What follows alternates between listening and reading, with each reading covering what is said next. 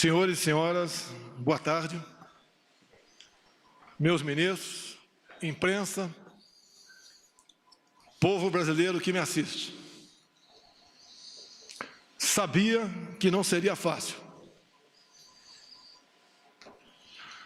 Uma coisa é você admirar uma pessoa, a outra é conviver com ela, trabalhar com ela. Hoje pela manhã, por coincidência, tomando um café com alguns parlamentares, eu lhes disse: hoje vocês conhecerão aquela pessoa que tem um compromisso consigo próprio, com o seu ego e não com o Brasil. O que eu tenho ao meu lado, e sempre tive, foi o povo brasileiro. Hoje essa pessoa vai buscar uma maneira de botar uma cunha entre eu e o povo brasileiro. Isso aconteceu há poucas horas. Um breve histórico. Todos nós conhecemos o senhor Sérgio Moro, das suas decisões lá da Vara Federal de Curitiba.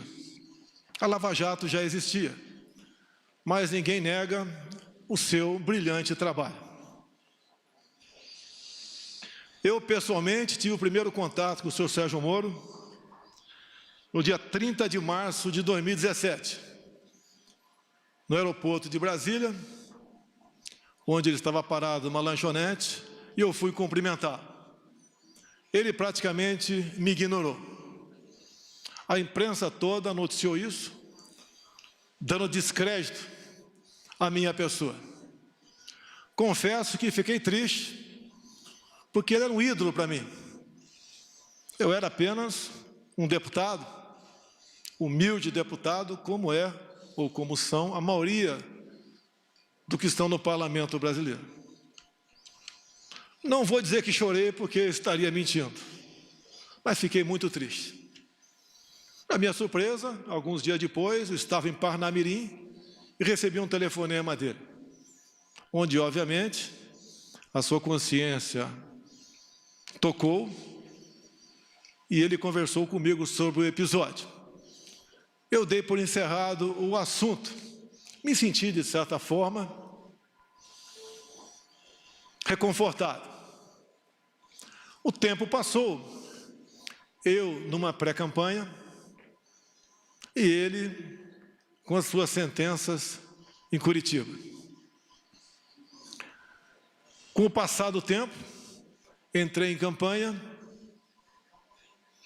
e, como, no meu entendimento, não tinham como me deter, tentaram me assassinar. Obviamente, isso marca a história de uma nação. Muito mais a minha vida, a da minha família, em especial da minha filha Laura, de 9 anos de idade. Acabou o primeiro turno. Eu passei para o segundo turno com o senhor Fernando Haddad, do PT.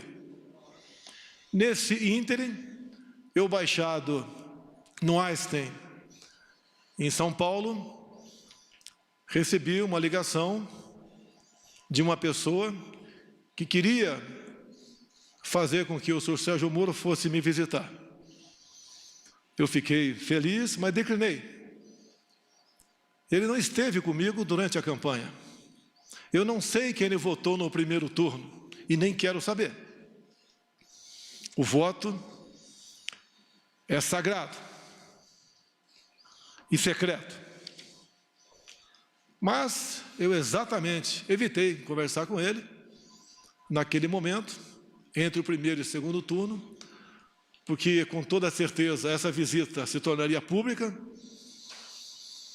e eu não queria aproveitar do prestígio dele para conseguir uma vitória no segundo turno. Após, então, a nossa vitória, a vitória da democracia, da liberdade, das eleições livres, eu recebi o senhor Sérgio Moro na minha casa, na Barra da Tijuca. Presente, ao meu lado, o senhor Paulo Guedes, o homem que já havia escolhido para ser ministro da Economia. E ali traçamos alguma coisa de como ele seria tratado caso aceitasse o nosso convite para ser ministro da Justiça. Obviamente, repito, ele não participou da minha campanha.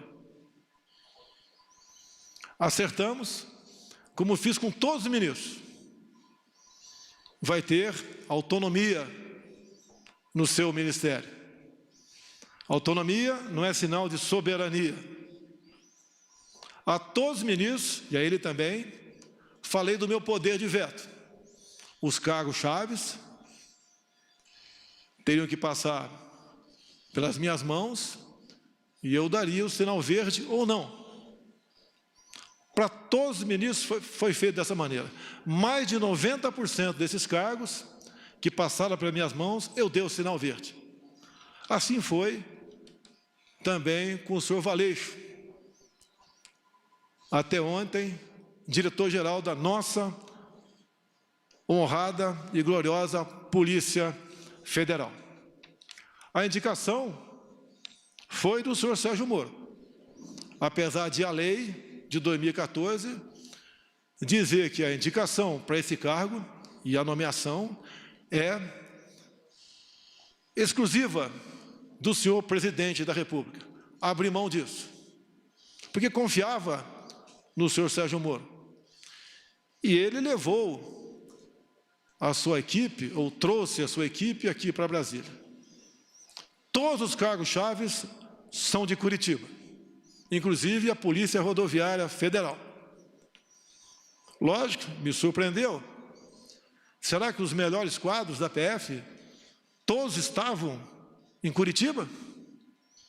Mas vamos confiar. Vamos dar um crédito. E assim, nós começamos a trabalhar. O senhor da imprensa bem sabe que eu não conto com a isenção, na maioria das vezes, por parte de vocês, nas matérias publicadas. Desde o começo, já se começou a falar que eu estava dificultando operações de combate à corrupção. Porque as operações, com muito menos intensidade, apareciam. Mas é óbvio que isso ia acontecer.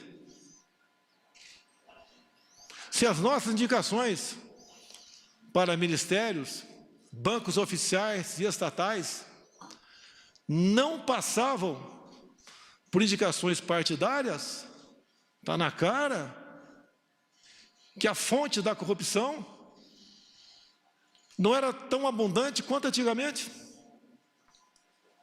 Isso começou a bater sobre mim, como se eu tivesse contrário à Lava Jato. Isso não é verdade. As grandes operações da PF no passado foram em cima de estatais ou de empreiteiros que faziam obras e arrancavam recursos via bancos oficiais, em especial o BNDES. Nós botamos um ponto final nisso. Isso foi muito caro para mim.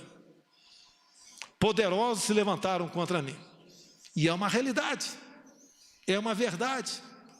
Eu estou lutando contra um sistema, contra o establishment.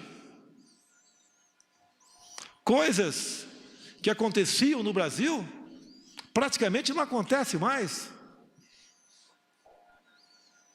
E me desculpe a modéstia, em grande parte, pela minha coragem de indicar um time de ministros comprometido com o futuro do Brasil.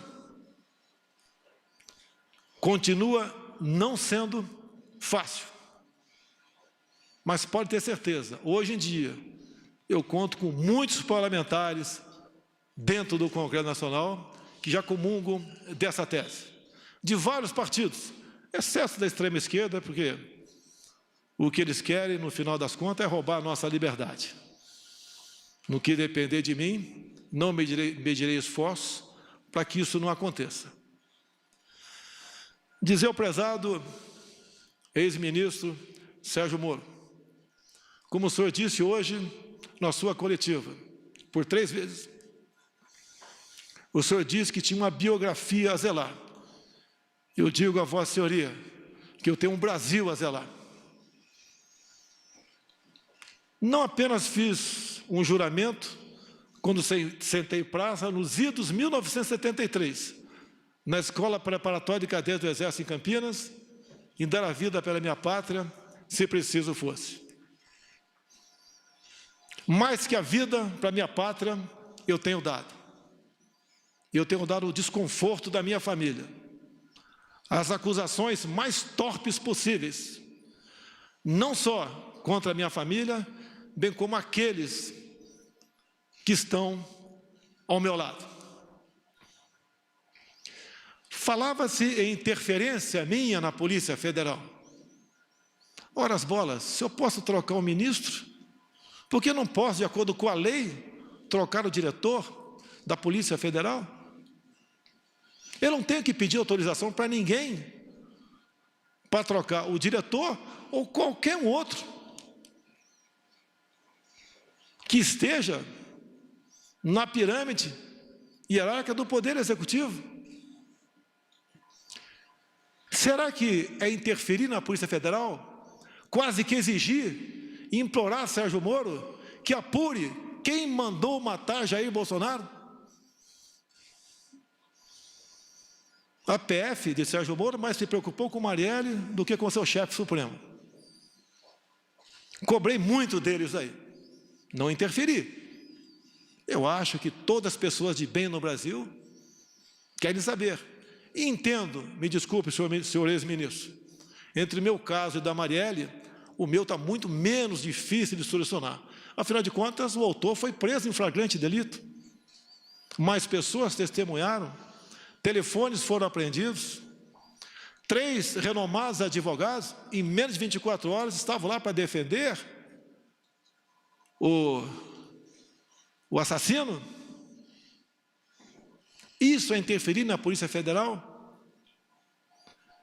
Será que pedir à Polícia Federal, quase que implorar, via ministro, para que fosse apurado o caso Marielle, no caso porteiro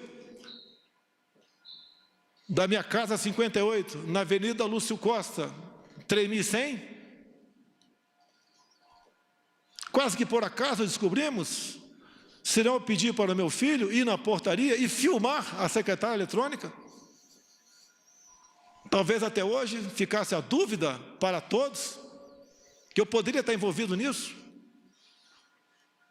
Isso foi numa quarta-feira de março de 2018, onde entre a ligação do porteiro para a minha casa e as minhas digitais nos painéis de presença da Câmara, tinha um espaço de menos de 1 hora, eu não estava lá. Depois, a perícia da Polícia Civil do Rio ainda chega à conclusão que aquela voz não é a voz do porteiro em questão. Será que é interferir na Polícia Federal? Exigir uma investigação sobre esse porteiro? O que aconteceu com ele? Ele foi subornado? Ele foi ameaçado? Ele não sofre ele sofre das faculdades mentais? O que aconteceu para ele falar com tanta propriedade um fato que, segundo ele, existiu há praticamente 1 ano atrás? É exigir da Polícia Federal muito, via seu ministro, para que esse porteiro fosse investigado, com todo respeito a todas as vidas do Brasil. Acredito que a vida do Presidente da República tem um significado, que, afinal de contas, é o chefe de Estado. Isso é interferir na Polícia Federal? Cobrar isso da sua Polícia Federal? Confesso que, ao longo do tempo, como bem vos lhes disse, uma coisa é ter uma imagem e conhecer uma pessoa, a outra é conviver com ela. Nunca pedi para ele para que a PF me blindasse onde quer que fosse.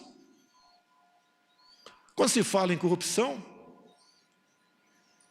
eu falo da minha vida particular. Nos últimos 2 anos de parlamentar, gastei menos da metade que poderia gastar na sua cota parlamentar, com passagem aérea, com despesa de combustível, de alimentação, de aluguéis. Na vida de presidente da República, eu tenho 3 cartões corporativos. 2 são usados para despesas, as mais variadas possíveis, que, afinal de contas, mais de 100 pessoas estão na minha segurança diariamente. Despesas de casa, normal. E um 3º cartão, que eu posso sacar 24 mil por mês, sem prestar conta.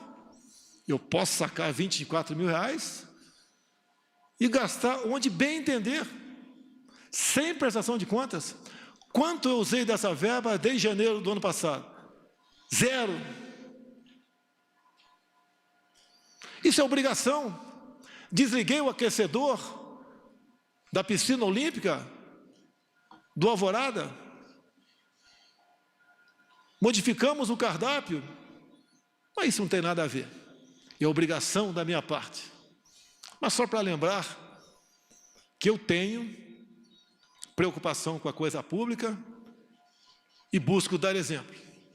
Quando se fala em interferência, tem aqui um ministro meu, tão importante quanto os demais, que nós somos uma corrente, nenhum elo é mais forte que a própria corrente, o Paulo Guedes.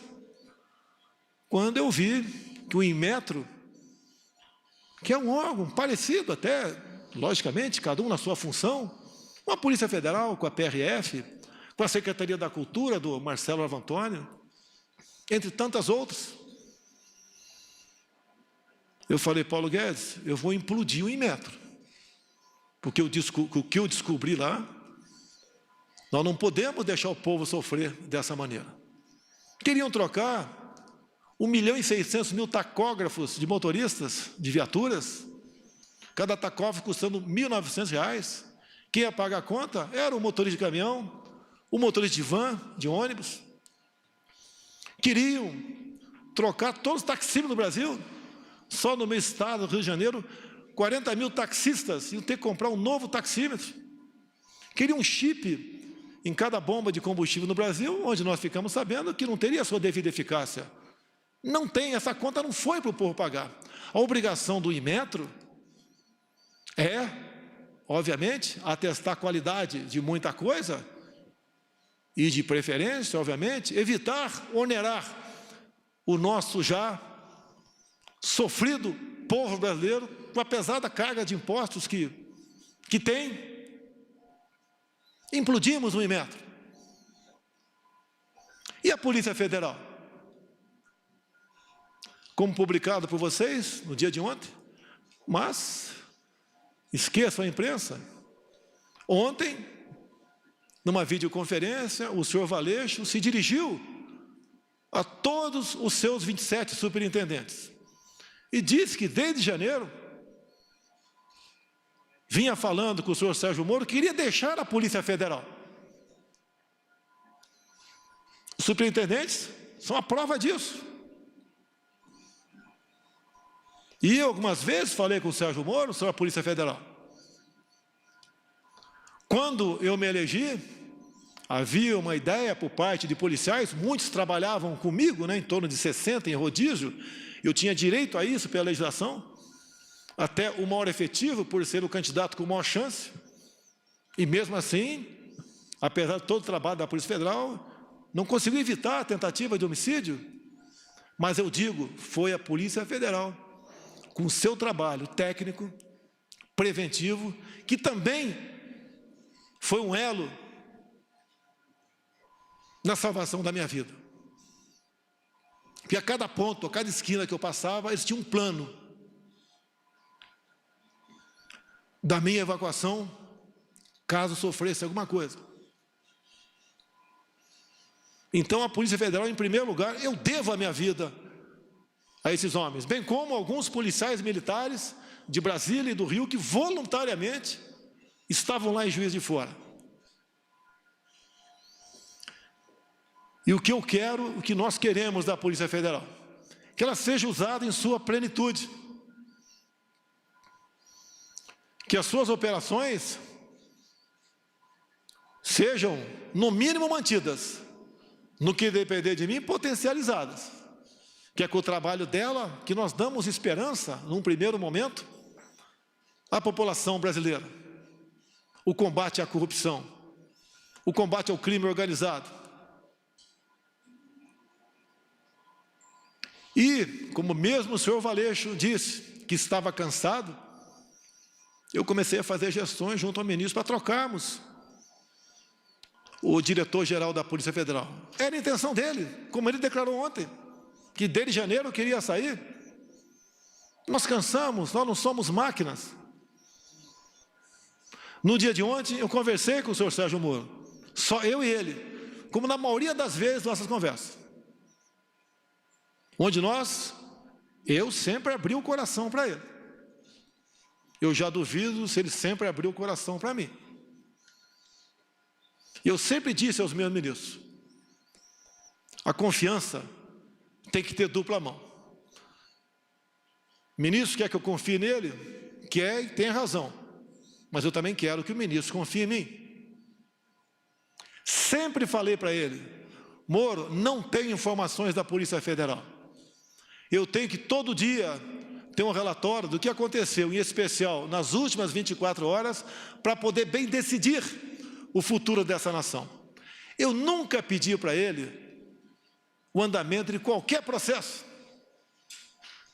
até porque a inteligência com ele perdeu espaço na justiça, quase que implorando informações.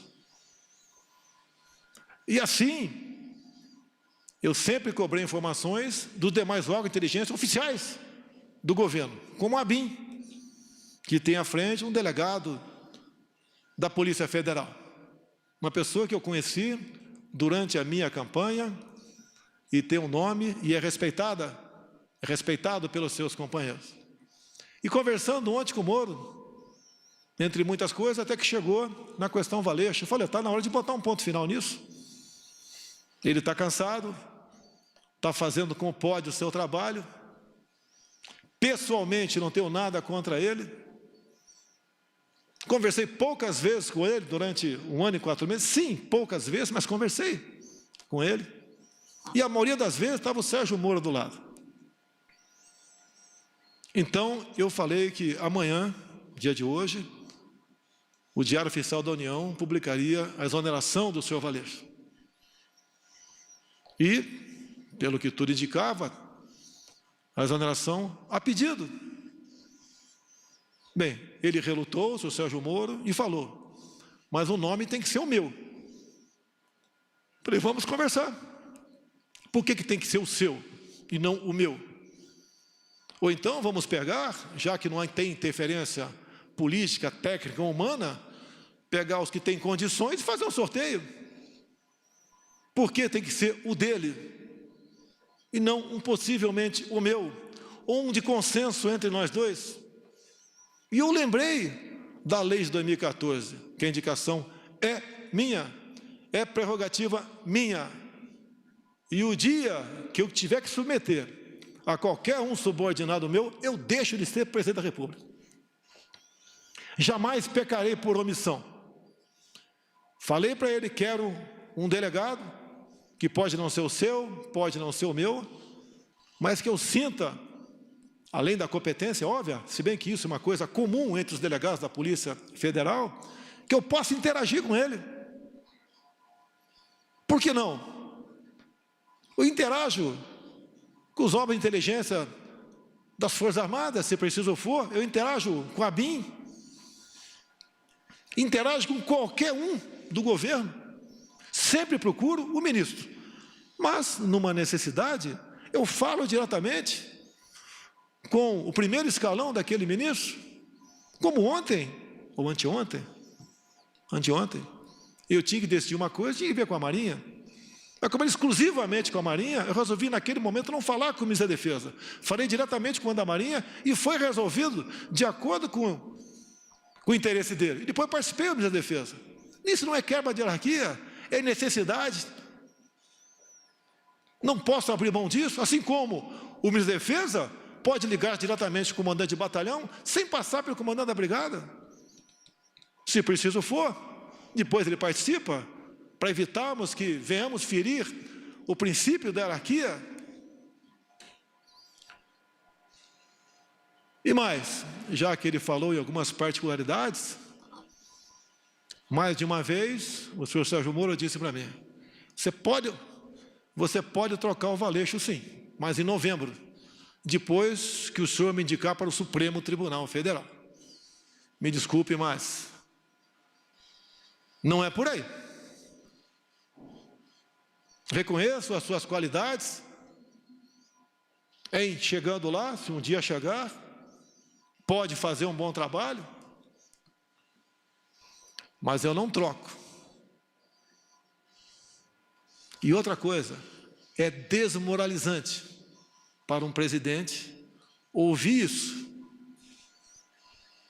mais ainda externar, ou não trocar, porque não foi trocado, sugerir a troca de 2 superintendentes entre 27.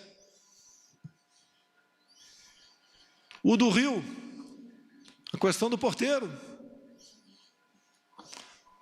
A questão do meu filho, 04, o Renan, que agora tem 20, 21 anos de idade. Quando, no clamor da questão do porteiro, do caso Adélio, que os 2 ex-policiais teriam ido falar comigo,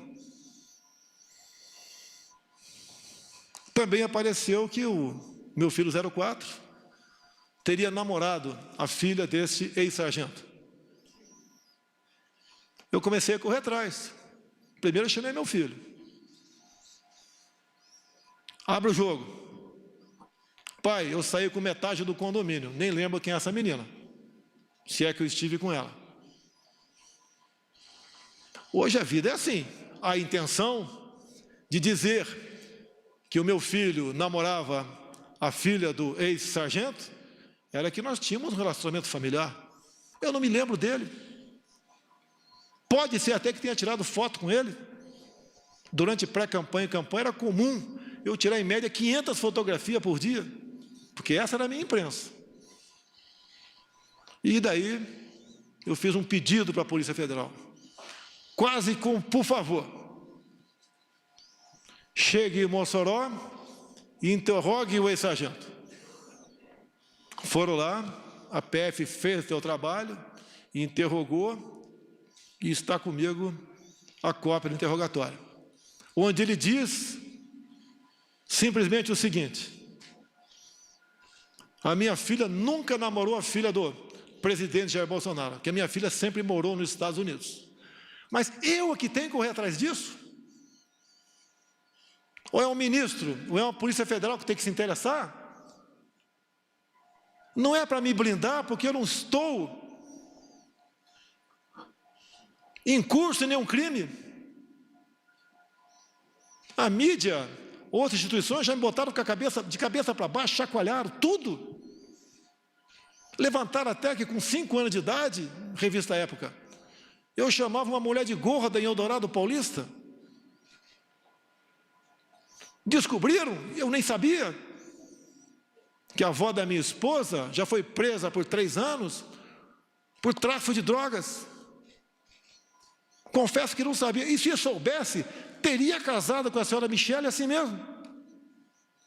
Fiquei sabendo através de vocês também que a mãe da senhora Michele cometeu o crime de falsidade ideológica na sua inocência. Em vez de fazer uma cirurgia plástica para ficar mais jovem, né, mais bonita, ela resolveu fazer uma cirurgia na certidão de nascimento, diminuindo 10 anos a sua idade. Esse foi o crime dela. Se coloca em público isso daí, para escrotizar, para dizer que ela não tem caráter. O caso Queiroz, eu conheço o Queiroz desde 1984, no 8º grupo de campanha paraquedista, foi para a Polícia Militar, depois de um tempo, fizemos amizade, veio trabalhar comigo, com meu filho. O que porventura ele faz, ele responde pelos seus atos. Não foi por uma, foi por 2 vezes que o Queiroz teve dívida comigo. Me pagou com cheques. E não veio para minha conta esse cheque, porque eu simplesmente deixei no Rio de Janeiro. Não estaria na minha conta. E não foram 24 mil reais, foi 40 mil reais. Desde o primeiro momento. Não é porque uma pessoa, porventura, faz algo de errado, está do nosso lado. Você tem que ser responsabilizado. E o tempo todo ser cobrado por isso.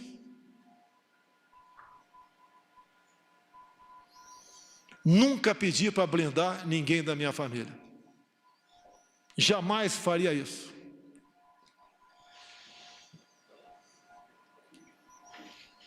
Agora, eu lamento que aquela pessoa que mais tinha que defender dentro de uma legalidade não faz.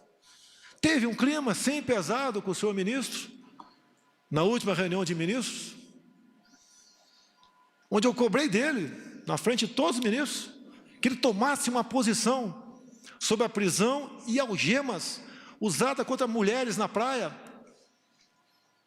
mulheres em praça pública, como de Araraquara, um pobre, um humilde trabalhador do comércio no Piauí, entre tantos outros, que ele tinha que mostrar sua cara. Ele tem amparo na lei do abuso de autoridade.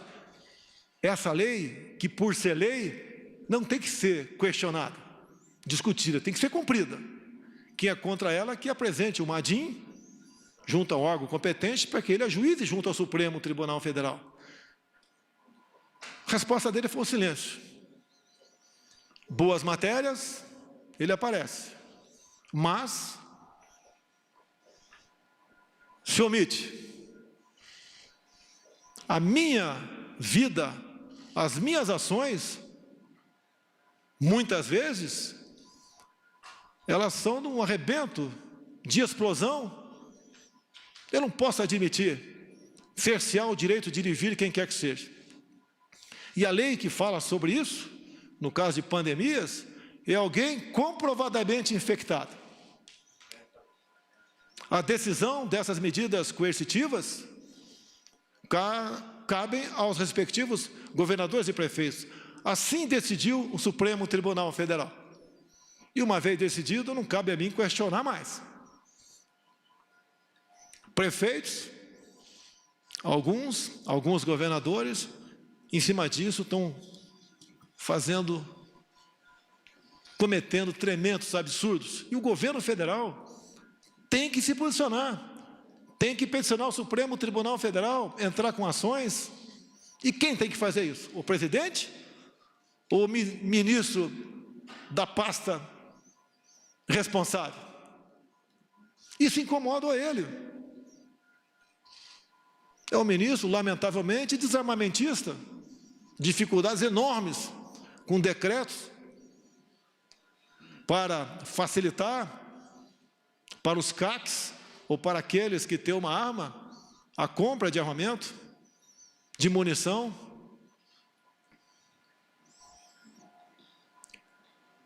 Aquilo que eu defendi durante a campanha e pré-campanha, os ministros têm obrigação de estar junto comigo. Caso contrário, não estão no governo certo. Não tenho mágoa do senhor Sérgio Moro. Hoje pela manhã, acredito que 7 ou 8 deputados, ou meia dúzia, tomaram café comigo. E eles estão à vontade, se quiser falar ou não.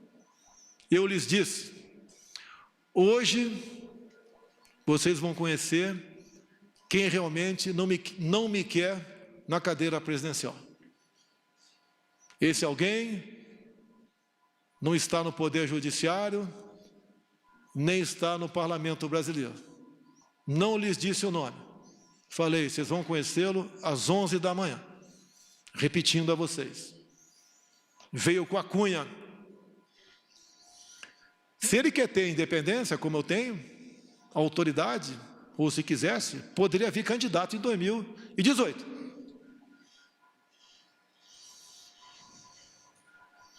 Agora, eu não posso conviver, ou fica difícil a convivência, com uma pessoa que pensa bastante diferente de você. Um fato que foi noticiado muito no início do ano passado, ele nomeou a senhora Ilona Sabó como suplente de um conselho, e nós sabemos que essa senhora, ou senhorita, tem publicações, as mais variadas possíveis, defendendo o aborto, ideologia de gênero, entre tantas outras coisas, que são em completo desacordo com as bandeiras que eu defendi, que os cristãos brasileiros também defendiam, e até ateus defendiam também. Não foi fácil conseguir a exoneração dessa pessoa, porque o tempo todo você me deu carta branca e porteira fechada. Mas quase sempre se lembrava do poder de veto.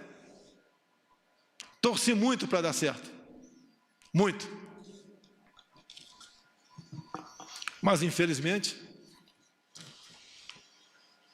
ou felizmente, no dia de hoje, após nossa conversa no dia de ontem, eu até fui sinalizado que ele compareceria à presidência e seria bem recebido, como foi o senhor Mandetta há poucos dias,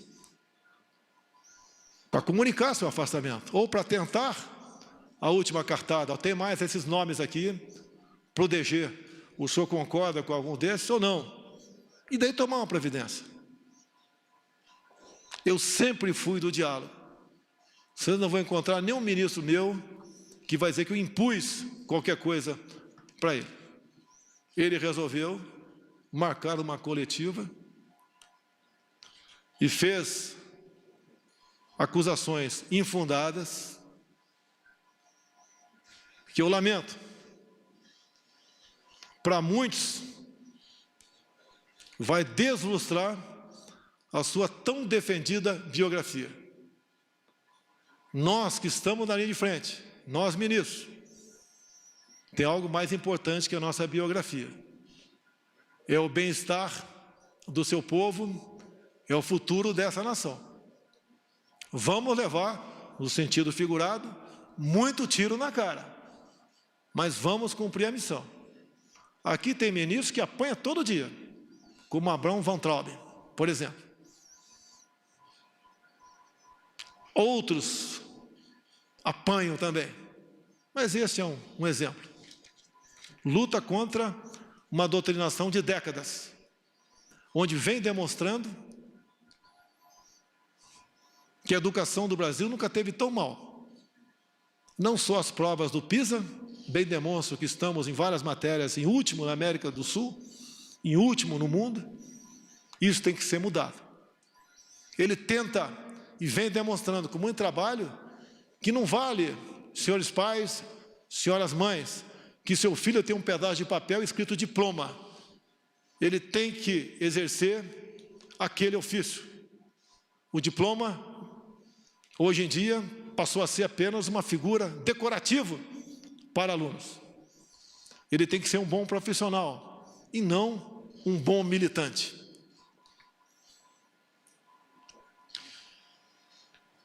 Três páginas bem curtas apenas aqui, eu vou ler e dar o encerramento a essa coletiva. Meu compromisso é com o Brasil e com a democracia. Sempre dei plena liberdade aos meus ministros, sem abrir mão do meu poder de veto e da minha autoridade como presidente da República.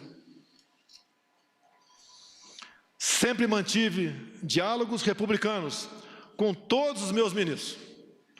Temos discordâncias e convergências, mas em qualquer situação mantive o respeito à opinião de todos. Sempre fui leal a eles. Ontem, mais uma vez, conversamos com o senhor ministro Sérgio Moro sobre a substituição na Polícia Federal. Esperava, em conjunto com o senhor ministro, definir um nome para dirigir a instituição, ainda que, pela lei, esta seja uma prerrogativa exclusiva do presidente da República. Estou decepcionado e surpreso com o seu comportamento. Não se dignou a me procurar e preferiu uma coletiva de imprensa para comunicar sua decisão. Meu compromisso é com a verdade, sem distorções. Não são verdadeiras as insinuações de que eu desejaria saber sobre investigações em andamento. Nos quase 16 meses em que esteve à frente do Ministério da Justiça, o senhor Sérgio Moro sabe que jamais lhe procurei para interferir nas investigações que estavam sendo realizadas. A não ser aquelas, não vi interferência, mas quase como uma súplica sobre o Adélio, o porteiro e meu filho 04. Sobre a exoneração do Dr. Valeixo, diretor-geral da Polícia Federal, pela Lei 13.047, 2014, é prerrogativa do Presidente da República a nomeação e a exoneração do diretor-geral, bem como de vários outros cargos da administração direta. A exoneração ocorreu após uma conversa minha com o ministro da Justiça, pela manhã de ontem. À noite, eu e o doutor Valeixo conversamos por telefone e ele concordou com a exoneração a pedido. Desculpe, senhor ministro, o senhor não vai me chamar de mentiroso. Não existe uma acusação mais grave para um homem como eu, militar, cristão e presidente da República, ser acusado disso. Essa foi a minha conversa com o doutor Valeixo. E mais ainda,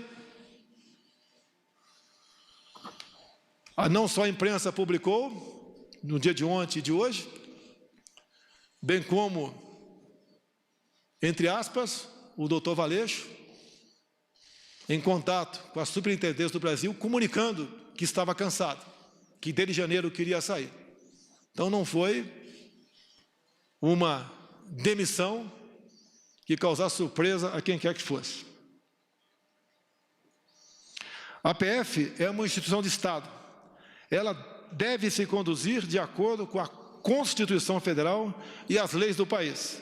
Não importa quem as conduza. Não abro mão disso. Não existe possibilidade de interferência na Polícia Federal. Sua própria estrutura e seus profissionais garantem a autonomia de suas investigações. Esta autonomia é inerente à instituição, independente de governos. Não posso aceitar minha autoridade confrontada por qualquer ministro. Assim como respeito a todos, espero o mesmo comportamento. Confiança é uma via de mão dupla. Continuarei fiel a todos os brasileiros. Seguirei no combate à corrupção, às organizações criminosas e no trabalho para a redução da criminalidade. O governo continua. O governo não pode perder sua autoridade por questões pessoais de alguém que se antecipa a projetos outros. Travo o bom combate. A minha preocupação é entregar o Brasil para quem vier me suceder no futuro, bem melhor do que recebi em janeiro do ano passado. Confio nos meus ministros, nos servidores públicos, que têm nos ajudado a vencer a estes obstáculos. O Brasil é maior do que qualquer um de nós. Esse é o nosso compromisso, esse é o nosso dever de servir a pátria. A pátria vai ter de cada um de nós o seu empenho, o seu sacrifício e, se possível, se for necessário, o teu sangue para defender a democracia e a liberdade. Meu muito obrigado a todos os senhores. Está encerrado este pronunciamento.